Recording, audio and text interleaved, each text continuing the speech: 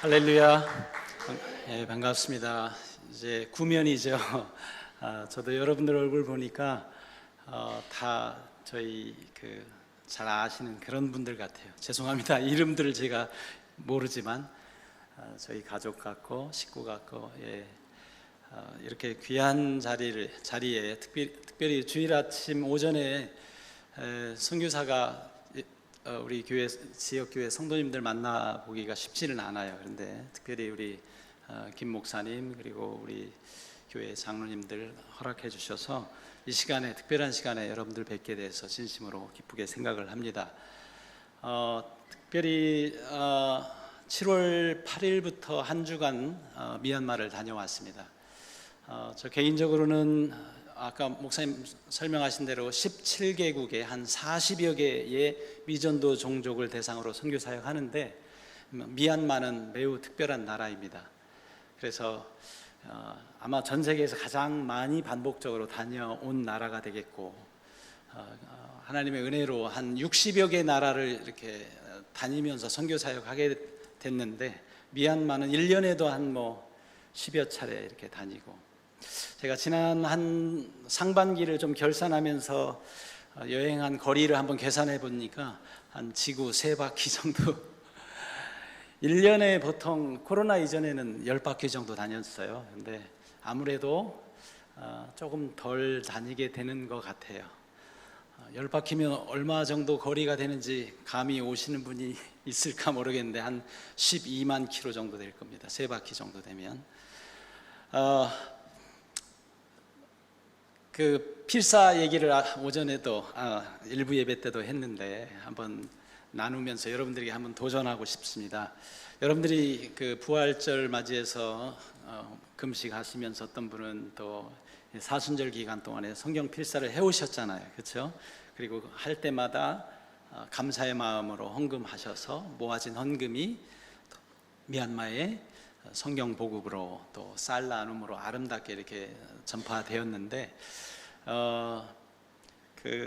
저희 선교센터 당진에 여기서 한 15분 거리 정도 되는 저희 선교센터 2층에 가면 필사 성경 한 권이 놓여져 있습니다. 그리고 그 필사 성경은 18번째 필사 성경이 되겠습니다. 18번째를 제가 간곡히 요청해서 전시하고 있는데, 기회가 되면 여러분들 방문하셔서 꼭 여러분들의 눈으로 직접 확인하고 도전받는 시간이 되었으면 좋겠다 생각을 합니다. 사실 한 번 쓰기도 힘들잖아요, 그렇죠? 근데 부족한 저를 위해서 이렇게 기도하시면서 그 성경을 쓰신 분이 저희 장모님이세요. 장모님이 1년에 한 권씩 써 오시다가 그 성경을 18번째는 4년에 걸쳐서 이제 나이가 드시니까 쓰셨는데, 모나미 153 펜으로 꼭 쓰셨고, 그 볼펜에서 나오는 똥을 이렇게 닦아가면서 썼던 그 장모님의 기도의 정성을 기억을 합니다. 여하튼 여러분들도 한번 여러분 평생에 필사를 통해서 하나님의 말씀을 기록하고 기억하고, 또 우리 서산중앙교회 보니까 한 주에 한 구절씩은 성경을 암송하셔야 되는 숙제가 있으신 것 같아요. 하나님의 말씀을 가까이 하면서 암송하는 그런 계기가 되었으면 좋겠다 생각을 합니다. 말씀드린 대로 17개국 저희가 선교 사역하지만 미얀마는 매우 특별한 나라입니다. 2008년에 제가 그리스도 대학에서 강의할 때 5월 달이었어요. 한 학생이 저한테 와서 미얀마에 지금 태풍이 불어서, 그 동남아시아는 태풍이라고 안 하고 사실은 사이클론이라고 그래요. 사이클론이 불어서 우리나라에 지금 엄청난 어려움이 있다고 도와달라고 하는 그런 요청이었어요. 제 제자인 피터 랄티오라고 하는 제자였습니다. 그리고 나중에 저희 선교사역의 선교사가 되었는데, 그분이 그런 요청을 합니다. 지금 너무 어렵습니다. 많은 사람들이 죽었습니다. 먹을 게 없고, 여하튼 예를 들면 시신들이 널브러져 있는 그런 상황들 사진을 저한테 보여주기도 했습니다. 그래서 제 나름대로 이제 CNN 정보가 그래도 제일 정확하니까 찾아봤더니 한 10만 명 정도가 죽었대요. 엄청나죠? 그래서 구호금을 모아서 저희가 미얀마를 2008년 5월에 들어가게 되었습니다. 군부의 통제 아래 너무나 방문하기가 힘들었는데 하나님의 은혜는 거기에 있었어요. 군부의 보건복지부 투스타 되는 장군에게 찾아가서 우리가 어느 지역에 가서 구호 활동을 하기를 원합니다 라고 했더니 고민하다가 48시간의 시간을 주겠대요. 그러면서 그곳을 어느 지역을 다녀올 수 있는 편지를 주었어요. 우리가 그곳을 가는 동안 7번 체크포인트를 지나서 갔어요. 늘 검열을 하죠. 그곳을 갔는데 정말 수많은 사람이 죽었던 모습을 기억을 합니다. 한 지역을 갔는데 한 만여 명들이 사는데 4천 명이 남았대요. 또 어느 한 지역은 정말 거의 다 몰살하는 그런 어려움이 있었어요. 나중에 가서 보니까 미얀마 사람들이 물 위에, 하천 위에 집을 시원하게 짓고 살던 사람들이었어요. 홍수가 나니까 많이 죽게 되었고, 저희가 받은 현지의 통계는 33만 명 정도가 사이클론 나르기스라고 하는 것을 통해서 죽었더라고요. 그리고 그것이 계기가 되어서 이제 미얀마 선교를 본격적으로 하게 되었는데, 그때 불교 스님이 나와서 땅을 주면서 교회를 건축할 수 있도록 그렇게 하는 놀라운 그 하나님의 브레이크트루가 있었어요. 그래서 미얀마에 한 지금 현재 15년, 16년째 선교 사역을 감당하고 있는데, 감사하게도 저희 선교회를 통해서 350개의 교회가 선교 현장에 건축이 되었는데, 그 중에 250여 개가 미얀마 땅에 건축되게 되었고, 이런 사실들을 보면 요즘에 기후 변화를 통해서 수많은 나라의 그 기후 위기, 자연 재해, 예측 못하는 많은 엄청난 재앙들이 있는데, 저희는 그렇게 생각을 합니다. 하나님이 열어주시는 선교의 틈이다라고 그렇게 생각을 해요. 들어갈 수 없는 나라에 불가능했던 선교 현황들을 갈아엎으셔서 선교사들로 하여금 복음을 들고 들어갈 수 있도록 하나님이 문을 여시는 것을 저희는 경험하고 있습니다. 이러한 일들에 늘 함께 동참해 주시는 우리 서산중앙교회에 진심으로 감사의 마음을 전합니다. 자, 미얀마에 대해서 여러분들이 이제 가실 분들도 계시니까 미얀마 선교 보고하는 차원으로 제가 준비한 파워포인트를 한번 보도록 하겠습니다. 미얀마는 과거 버마로 알려진 그런 나라였습니다. 지금도 서구의 여러 나라들은, 미국을 포함해서 영국은 버마라고 표시를 해요. 왜 그러냐? 이 군부의 통치의 정당성을 인정하지 않기 때문에 그래요. 어느 날 1989년도에 갑작스럽게 나라 이름을 바꾸게 됩니다. 미얀마로. 근데 버마나 미얀마나 거의 같은 의미라고 하는 것이죠. 어떤 뜻에서 그러냐면, 우리가 이제 한글에도 문어체와 구어체가 있잖아요. 그러니까 말할 때와 글을 쓸 때는 좀 고상하게 문어체로 쓰잖아요. 근데 버마족이라고 하는 종족을 표현할 때에 구어체로 버마라고 하고요, 문어체로 미얀마라고 합니다. 그러니까 결국은 버마족을 표현하는 동일한 의미라고 하게 되는 것이죠. 그래서 버마 안에, 미얀마 안에 살아가는 사람들은 별 문제가 없어요. 그래서 나라 이름이 바뀐 거에 대해서는 문제가 없는데, 선교사님들이 미얀마 갔다가 제일 어려워하는 것, 말할 때 쓰는 버마어와 그리고 글로 쓰는 어가 달라요. 의미가 달라요. 그래서 의미는 같지만 쓰는 그 형태가 달라요. 그래서 내가 읽을 때 이렇게 읽었는데 말할 때는 다른다. 저도 그런 걸 많이 경험했는데, 그래서 제일 먼저 우리가 배워야 될 게 그런 부분들이에요. 불교가 80% 이상인 나라, 인구가 5,400만이고 그 동남아시아에서 가장 면적이 넓은 나라, 우리 남한의 6.7배의 크기의 나라이고요. 자원이 많은데 가장 못 살고 어렵게 사는 나라가 바로 지금 현재 미얀마가 되겠습니다. 미얀마는 제가 말씀드린 대로 다수부족인 버마족과 7개의 소수부족들이 한 줄을 이루면서 살아가고 있어요.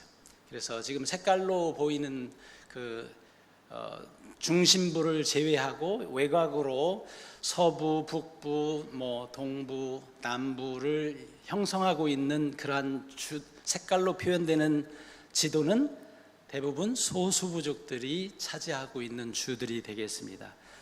예를 들면 라카인주, 친주, 까친주, 카렌주 이런 주들이 있고요. 그들 가운데 선교사님들의 그 큰 선교 열정으로 3개의 소수부족은 복음이 많이 들어갔어요. 예를 들면 친주, 까친주, 카렌주는 복음이 많이 들어가서 그들 가운데 정말 많은 기독교인들이 있는 나라가 미얀마가 되겠습니다. 그럼에도 불구하고 한 68%에서 70%가 되는 버마족, 다수부족, 그 사람들은 거의 다 불교도들이라는 것이죠. 그래서 우리가 가도 사실은 정말 이 불교도들, 미전도 종족을 대상으로 선교 사역을 해야 될 나라가 바로 미얀마라고 하는 나라가 되겠습니다. 여러분들 아시겠지만 한 3년 전에 민 아웅 hlaing이라고 하는 장군이 갑자기 쿠데타를 일으켜서 민주정부의 평화적인 선거를 방해하고 다시 자기가 나라의 이제 최고 지도자가 되어서 오늘날 한 3년 이상 지금 군부 독재를 가지고 통치를 하고 있고, 그것으로 인해서 서방이라든지 해외에서 들어오던 모든 차관 이런 부분들이 다 외화가 끊겨서 지금은 굉장히 고립되어진 나라가 되겠습니다. 그런 면에서는 경제적으로 가장 어려운 나라 중에 한 나라다. 저희가 가서 보기에는 이미 벌써 웬만한 나라의 IMF처럼 외국의 차관을 받아서 살아야 되는 그런 나라인데 그걸 못하고 있기 때문에 경제가 완전히 무너진 그런 현장의 모습을 저희도 지금 경험하고 있습니다. 더 심각한 것은 군부 정권을 대상으로 지금 그 소수부족 연합, 어떻게 보면 반군이라고 할 수 있고요. 다른 말로 더 평화적으로 말한다면 시민연대, 연합군이 조직이 돼가지고 군부를 대항해서 싸우고 있어요.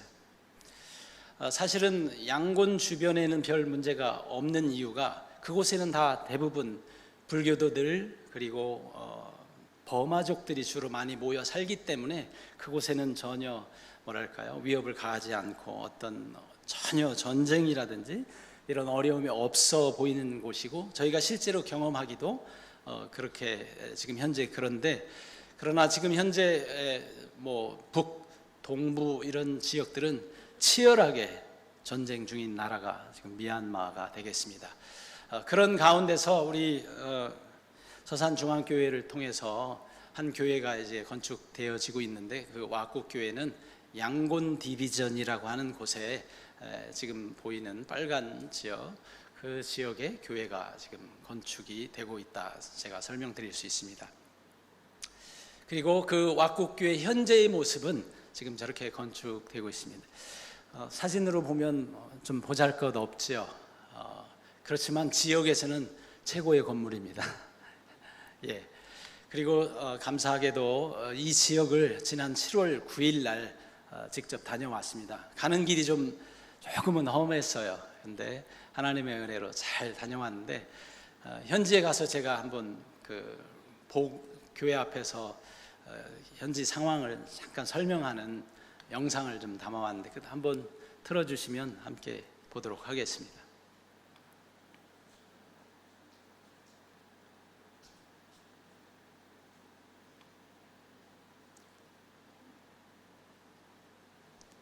오전에는 1부 때는 안 나왔는데 2부에는 나오는 걸로 제가 잠깐만 기다리. 가는데 보니까 미얀마 상황이 후퇴하고 있다는 것을 보게 되었어요. 과거 10년 전에 볼 수 없었던, 10여 년 전에 볼 수 없었던 그 교통수단들이 나오기 시작했어요.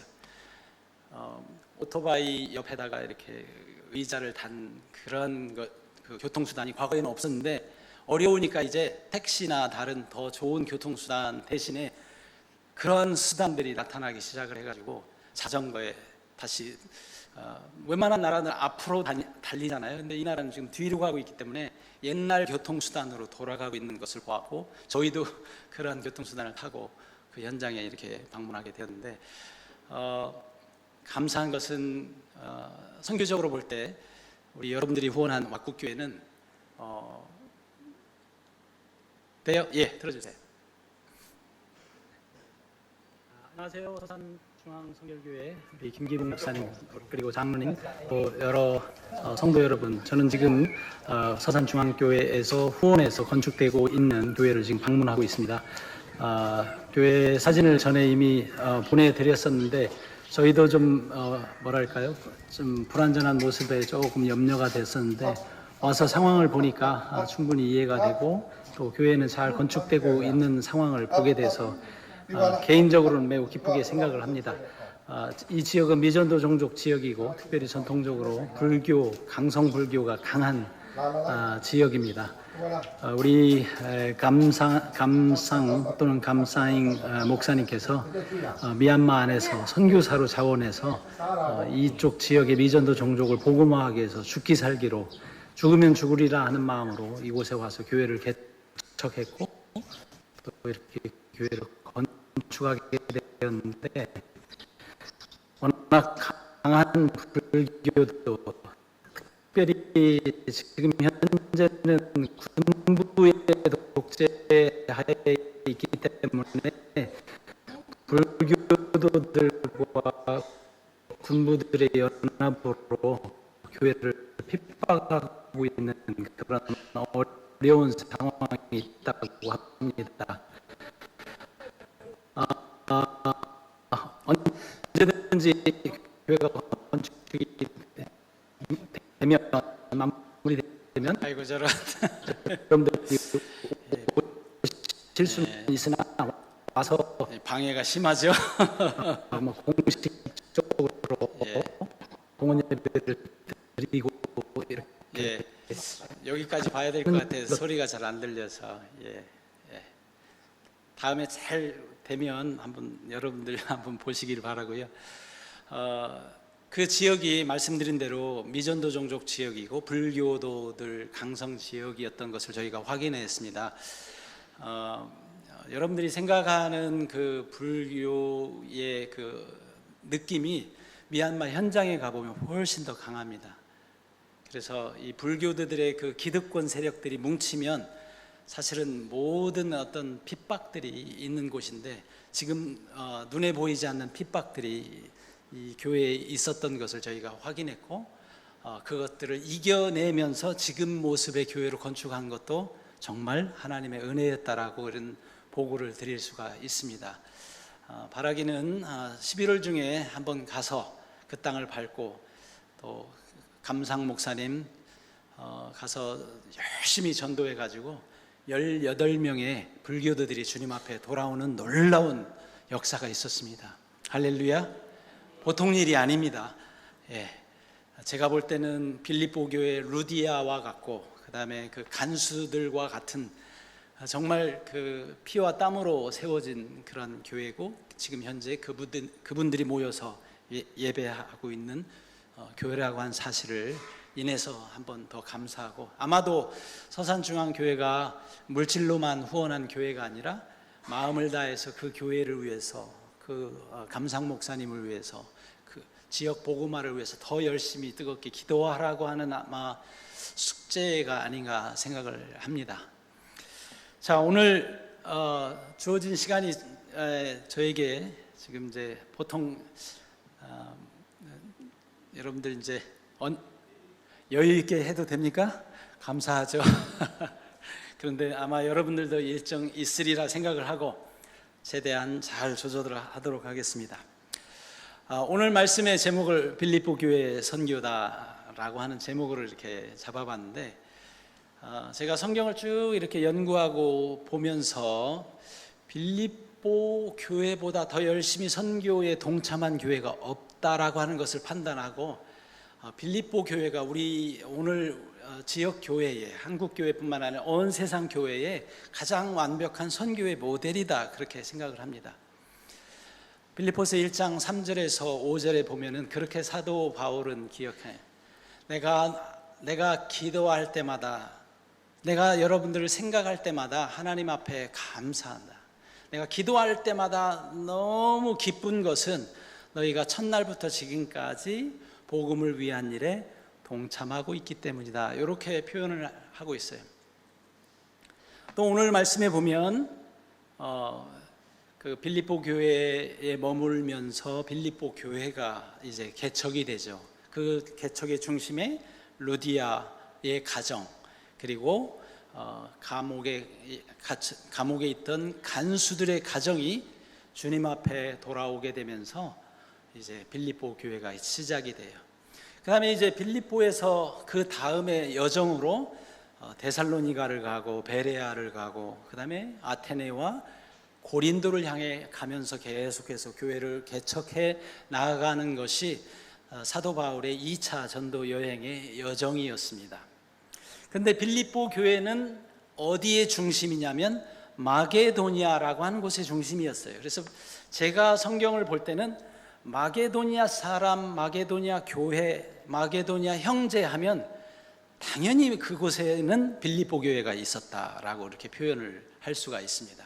여러분들이 성경을 보실 때 마게도니아에서 온 형제들이 나를 도왔다라고 하면 분명히 빌립보 교회에서 도왔을 거예요. 오늘 말씀처럼 이제 빌립보 교회를 개척하고 내려가는데, 데살로니가로 가는데, 그때 주고받는 일에, 이 주고받는 일이 무엇이었을까? 무엇이었을까요? 사도 바울의 아마 선교 여정 가운데 필요한 재정들이라든지 뭐 그런 것들이었을 거예요.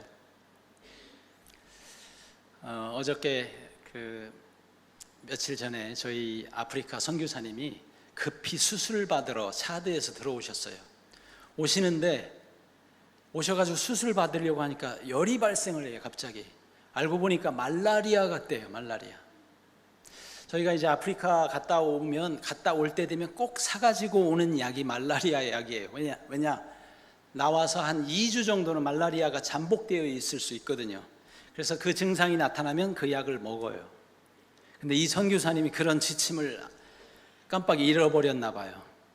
제가 지난 2월에 다녀왔던 말라리아 약이 제 방에 있었어요. 저는 무사해서 안 먹었고 그대로 있는 약을 가지고 있어서 제가 급히 서울에 있는 병원으로 퀵을 불러서 보냈던 그런 기억이 있습니다. 여하튼 선교사에게 여러 가지가 많이 필요한데, 데살로니가에 있을 때에 사도 바울의 필요를 채운 교회가 빌립보 교회였어요. 고린도후서 8장에 보면 빌립보 교회는 어떤 교회였냐면 지극히 극심하게 가난한 교회였다. 그리고 그 가난한 가운데서도 예루살렘에 있는 성도들이 어렵다 하니 헌금을 한 교회가 바로 빌립보 교회였다. 고린도후서 11장 8절과 9절에 보면 고린도에서 지금 선교 사역을 하는 바울이 있었어요. 고린도 교회를 개척하는데, 사실 고린도라고 하는 지역은 부유한 사람들이 모여 사는 그런 지역이었는데, 사도 바울은 그곳에서 그들에게 도움을 구하지 않았어요. 너희들에게 폐를 끼치지 않게 하기 위해서 나는 마게도냐에서 도움을 주러 온 그들의 도움을 내가 받았다라고 고린도후서 11장 8절과 9절은 설명을 하고 있습니다. 그러면서 하는 말, 내가 그들로부터 받은 도움은 거의 도둑질한 것과 같다, 탈취한 것과 동일하다라고 하는 표현을 썼습니다. 이렇듯이 고린도에 있을 때에도, 데살로니가에 있을 때에도, 아니 다른 곳에서 선교 사역 감당할 때 도움을 주었던 교회가 바로 빌립보 교회였습니다. 그리고 그 도움에 의해서 사도 바울은 유럽을 복음화하는 데 크게 위대하게 쓰임 받았습니다. 제가 연구하는 가운데에 사도 바울이 가이사라에서 로마로 압송될 때 여행했던 뱃삭을 연구하게 됐어요. 스탠퍼드 대학에서 연구한 자료에 의하면 오늘날에 만약에 뱃삭을 그 자신이 지불했더라면 6,300만 원이 들어갔을 거랍니다. 가이사라에서 배를 타고 무라라고 하는 항구로 가죠. 그곳에서 로마로 가는 배를 갈아타는데 그렇게 많은 비용이 들어간답니다. 근데 여러분들 아시죠? 그가 어떤 신분으로 그곳을 여행했는지. 죄수의 신분으로 갔기 때문에 6,300만 원을 지불할 필요가 없었습니다. 사도 바울이 로마를 그렇게 가기를 원했을 때 하나님께서 그를 6,300만 원을 들여서 가지 않게 아름답게 인도하셔서 로마에 가서 복음을 전했습니다. 감옥에서 복음을 전할 때에 여러분들 어떤 사람들이 주님 앞에 돌아왔는지 아세요? 빌립보서 4장 22절에 보면 놀라운 힌트가 나와요. 그곳에 보면 이렇게 이야기합니다. 내가 편지를 여러분들에게 쓰는데 이 사람들이 너희에게도 무난한다라고 표현을 해요. 근데 그 사람이 누구냐면 가이사의 가족. 저는 영어가 더 와닿아요. Caesar's household라고 이렇게 표현하고 있습니다. 그때 당시에 Caesar가 누구냐면 네로 황제였습니다. 네로 황제의 가족이 빌립보 교회 여러분들에게 무난합니다. 이렇게 표현하고 있어요. 이 이야기가 뭘까요? 황제의 가족들이 주님 앞에 돌아왔어요. 언제? 로마에서 감옥에 있을 때의 복음 전함을 통해서. 아마 그것 때문에 나중에 네로 황제에 의해서 사도 바울이 순교하지 않았을까 학자들은 추정을 합니다. 이렇듯이 전도와 선교를 감당하는 일에 직간접적으로 참여했던 교회가 바로 빌립보 교회고요. 그리고 한 사람을 선교 현장으로 보내죠. 누굽니까? 이 에바브로디도 편에 준 그 선물 때문에 내가 너무 기쁘고 감사하다라고 하는 표현을 빌립보서 4장에 그리고 빌립보서 2장 25절에 그렇게 나와 있습니다. 에바브로디도가 와서 나를 섬겨준 것 때문에 나는 그를 내 형제요, 나의 동역자요, 나의 군사요, 그리고 여러분들의 사자라고 그렇게 에바브로디도를 표현하고 있습니다. 저는 오늘 이 자리에 오면서 우리 서산중앙교회를 생각했습니다. 지난 50년간 복음의 사역을 잘 감당하는 이 교회가 이제 희년을 맞이해서 선교 현장에 선교 사역을 위해서 이제 무언가 위대한 기여를 하기를 원하는 그런 마음을 이제 보여주고 또 동참하기를 원한다라고 하는 마음을 우리 목사님으로부터 들었어요. 이거 해도 될까 말아도 될까 이런 것이 아니라 빌립보 교회 약 10여 년 되었던 그 교회가 처음부터 지금까지 끊임없이 사도 바울의 선교 사역의 밑거름이 되어서 유럽 전체가 복음화되는 그 일에 빌립보 교회가 사용된 것처럼 우리 이제 54주년을 맞이하는 서산중앙교회가 남은 이제 50여 년을 향해 앞으로 달려나가는 이 교회가 빌립보 교회가 받았던 칭찬, 눈을 감고 하나님께 생각할 때마다 감사가 넘치고 그리고 서산중앙교회를 생각할 때마다 기쁨이 넘치는 빌립보 교회가 에바브로디도를 통해서 사도 바울에게 전해준 내용은 이런 내용이었답니다. 빌립보서 1장에 보니까 지금 빌립보 교회에 있는 우리 성도들이 정말 열심히 전도하고 있어요. 아니 심지어 시기하고 질투하고 다툼 가운데서 전도하고 있어요. 사도 바울은 그 이야기를 에바브로디도를 통해서 들으면서 어찌 되었든 그리스도가 전파된다니 나는 기쁘다. 사도행전 1장 18절에 영어로 I will continue to rejoice.